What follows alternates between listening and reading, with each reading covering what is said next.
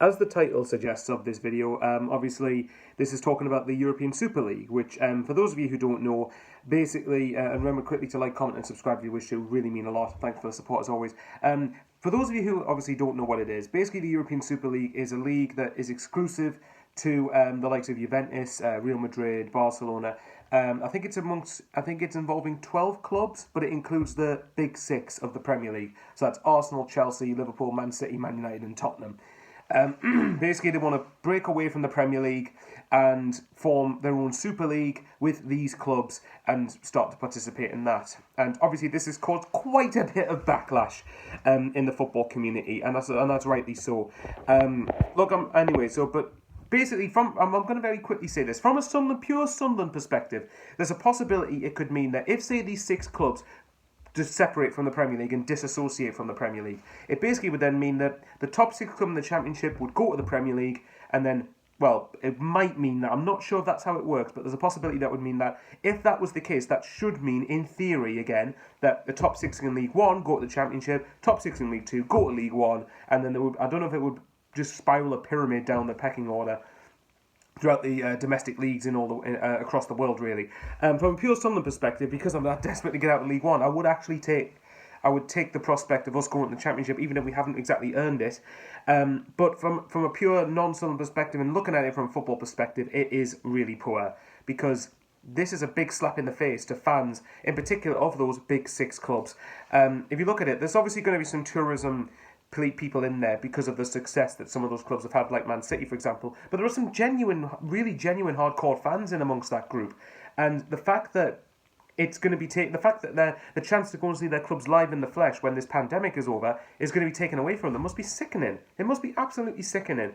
It's been hard enough without watching the football because of the pandemic over the last year. It's been hard enough without actually going to the games, because it's not just watching the football, it's a social experience. It's a social experience in terms of going to see your mates, make a day out of it, get yourself out of the house, basically.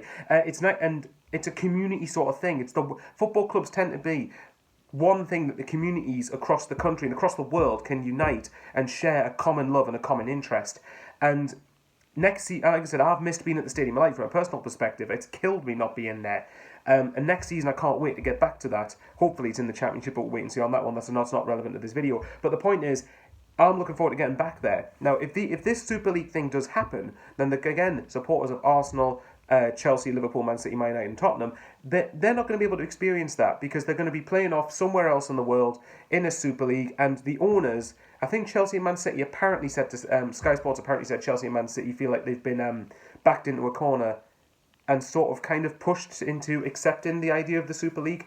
But, like, the owners of those clubs need to hang their heads in shame, because it's a slap in the face of the fans who've kept them going. The common phrase, football without fans, is nothing. And the people responsible for this seem to have slapped the fans right in the face, when, yes, without them, football is actually nothing. It's meaningless. It's the fans are what makes the club. The fans will be what be there long after players and managers go. It's ridiculous. And also another thing I will point out, to be fair, is that I think that if this was to happen, there's two reasons why also this is it's not a particularly great idea, in my opinion. The first one is that if you look at it likes of Liverpool versus Real Madrid or Man United, Barcelona, or whoever you want to say, the fact that it happens in the Champions League or in European competitions, that feels like, yes, it can happen every season, but at most it's probably going to happen two or three times. It's over the course of a knockout game, or even if it's in a group stage game. It could feel like an event sort of thing. That sort of fixture can feel like an event. Whereas if this Super League does happen, it feels like it'll take away the event aspect of it. And it's like, well, it's happening every week. It loses its novelty, basically. And the second reason is that if you look at clubs like, say, Norwich, who have not won the Championship, that's their next aim, but they've got promoted from the Championship pretty comfortably. And even if you look in the league we're in, Hull and Peterborough, if you look at that, it's taken away the sense of achievement from those clubs, because they're the ones who've earned the right to go up, who've earned the right through hard work and hard effort across the course of the season. But if the top six clubs in each league go up anyway, it kind of feels a little bit, not meaningless, that's the wrong word, but it feels a bit less significant, because like, oh, well, we were always going to do it anyway, what's the point? And I feel for, and so that's probably a completely irrelevant point to this, but it's just something I thought that was worth bringing up.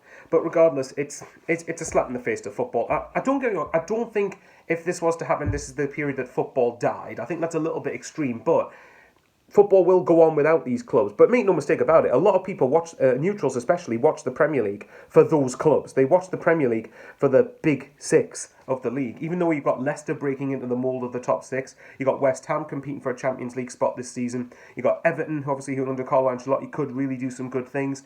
You know, you've got clubs there, Leeds being back in the Premier League. There's aspects this season alone that makes it interesting.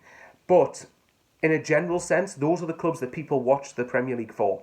And that, you know, and if that's taken away, I'll be very interested to see what happens with the Premier League and see how they do in terms of viewing figures, because that's part of the reason why the money's so mental, because there's a lot of people tuning into the Premier League, and the TV companies and coverage companies are paying a lot of money, a shed load of money, just to actually have the privilege of broadcasting these games. But yeah, from a purely Sunderland perspective, if it meant us getting in the Championship, I'm not going to go to a lie and say I wouldn't take it. I don't want to stay in League One. But if you look at it from a general football perspective, it's not a great idea.